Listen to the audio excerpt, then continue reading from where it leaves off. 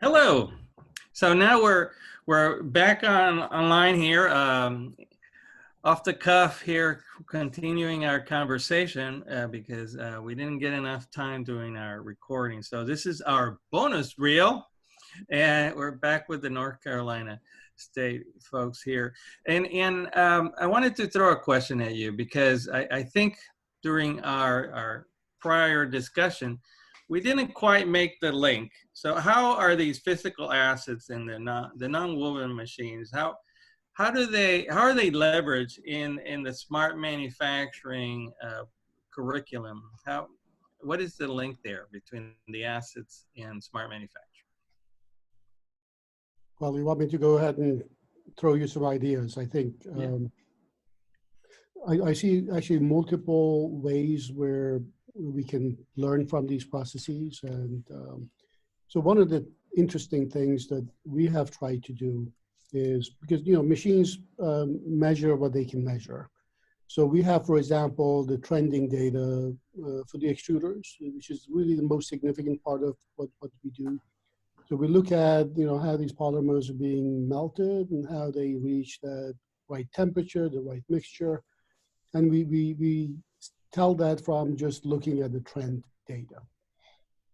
What we're trying to do now is to really relate that back to the rest of the type of process that we have in terms of, okay, now we know we have continuous flow. We know we have good temperature distribution, the polymer mix. Now, when you're making the fiber, how does this really translate to the properties of the fibers that we make?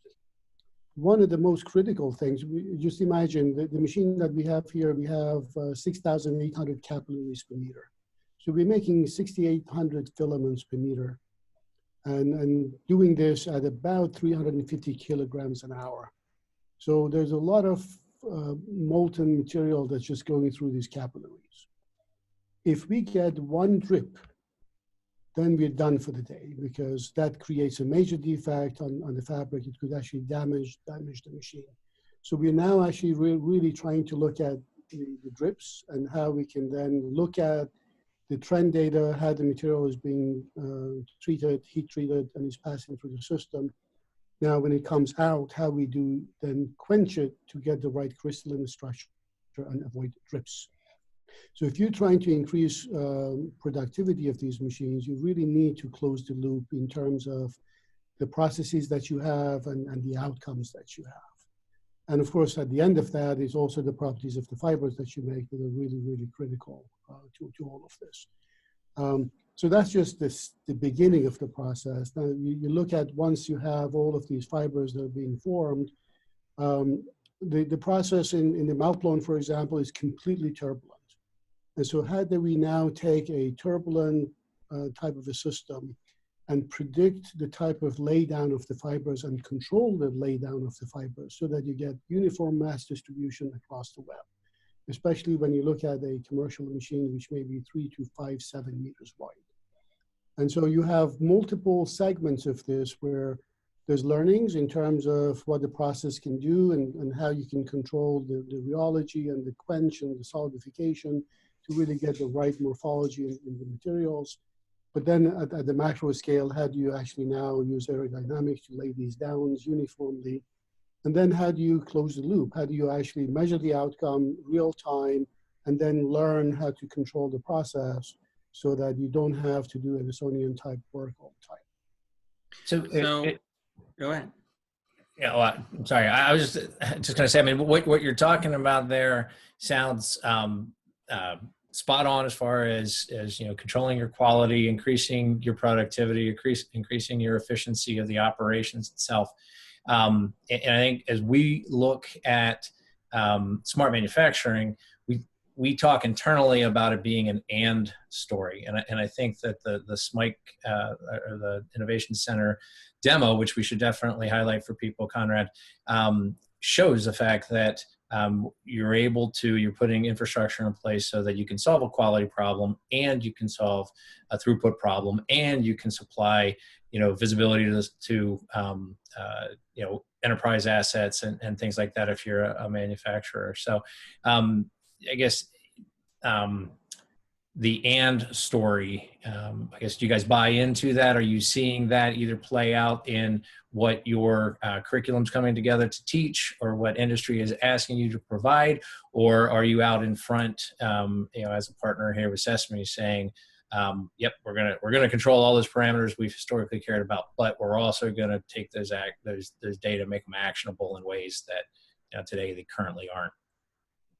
Right. So we actually recently did a really large training activity for one of our partners in North Carolina, and of course they brought people from all over the world. They have facilities everywhere, and of course, as a manufacturer, you're interested in the end product. That's what you're selling. The question for the operators and the engineers is, how do I control the quality of that end product, controlling my process? And so one of the things that we are doing and will continue to do is that we actually rely on the data that we have, because if you look at, it's a multi-dimensional problem. If you look at the output, it's not just driven by one knob. You have a number of different things that can actually impact the performance that you would get. And so one of the things that we have begun to do, and we were sharing with this one particular company, is the experiential learning that's come from really just analyzing the data and then correlating, for example, the airflow versus mass throughput versus capillary flow and all of that, which academicians love to do. But in terms of, if you correlate those in terms of the final product and what you would get in the product, is amazing. Because all of a sudden, it's no longer a black box. It gives you control, where you can really learn from the process and then control the end product. So I think now we are actually incorporating those in all of our learnings. We've actually started some online classes for industry to really disseminate this kind of information. And we're coming up with essentially dimensionless numbers that actually take a whole bunch of really complex sequence of data from the process, but it gives you the ability to understand those with respect to the end product that you're making. That's fantastic. And I wonder, Yuan-Shin, if we come back to this slide that we skipped earlier in the first take, because everything we've been talking about here is in the Nonwovens Institute, right? And obviously there's a ton of data, a ton of expertise. The process, there's unique processes that are different than in the biopharmaceuticals or the bioproducts, advanced manufacturing.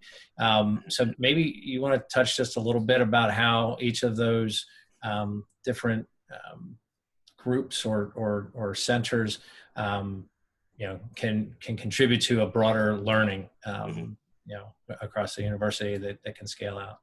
Sure. Yeah. Just like this slide shows, Nonwovens Institute, we have the world-class manufacturing facilities on campus, and thanks for Behnam and his colleagues' leaderships in the nonwoven industry. Then we, under the SMIC, the Smart Manufacturing Innovation Center, we also have the BTEC, which is focused on the manufacturing biopharmaceutics industry. And they are, as a matter of fact, very complex operations to be monitored. But it's a fully automated. They have tons of sensors to collect the data, and they spend a lot of efforts in collecting the data, analyzing the data.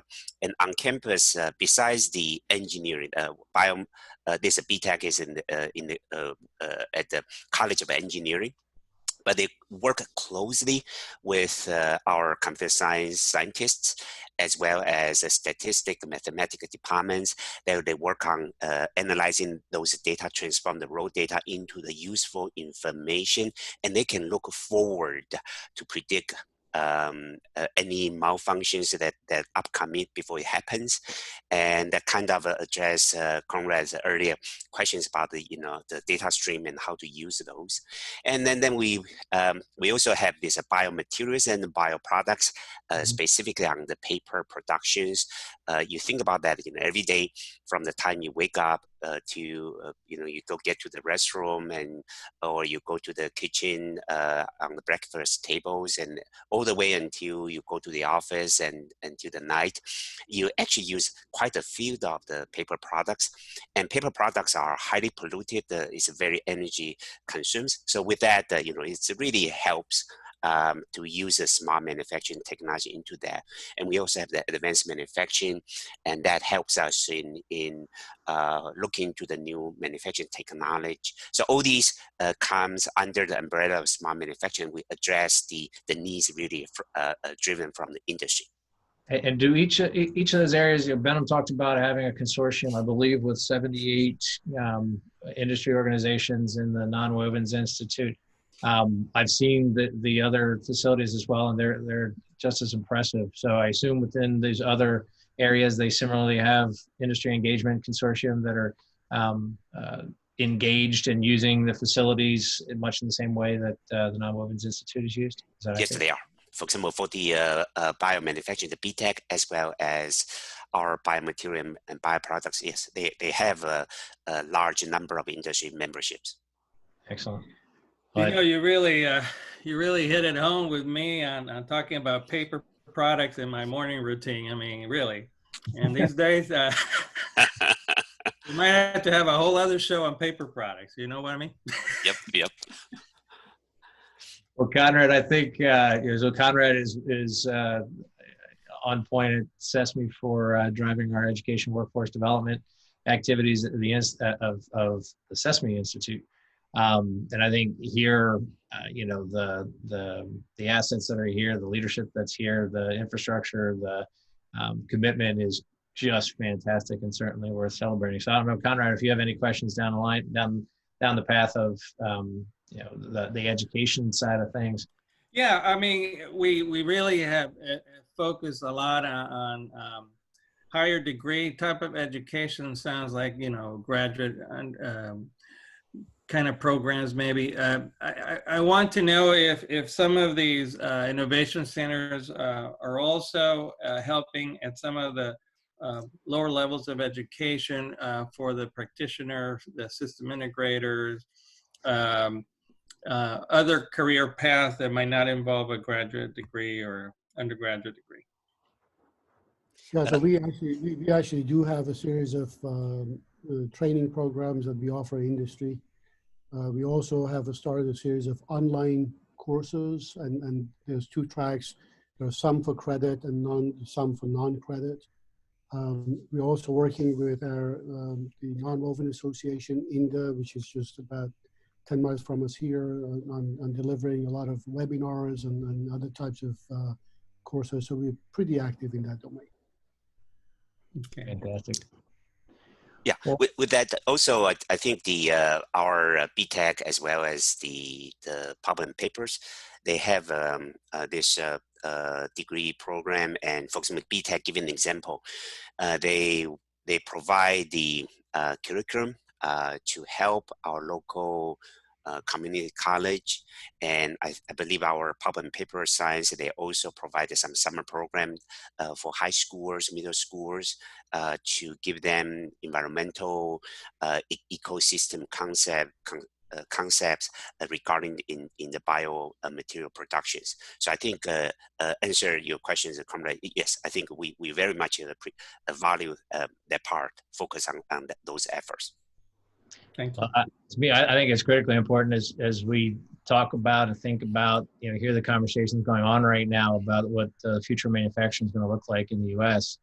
I think this pandemic is showing the importance of manufacturing in all aspects of our lives, and certainly being able to respond and get the products produced, essential products produced and delivered effectively is front and center of importance. So hopefully it'll be drawing a lot of people into a lot of operations back, supply chains, reshored, et cetera. And then also, a whole new wave of talent into that pipeline, right? Of students who want to, be manufacturers and solve problems this way. So, yeah, thanks for helping us highlight the importance of manufacturing and how sexy these careers are to the new generation. Yeah, that's sexy, right? Yeah. Well, anything else here, guys? Because I know we could probably go on and talk all day. But any I guess closing points anybody wants to make here? Well, I think I would really just say that without having the kinds of smart systems that we have today, we would not be able to do what we're doing.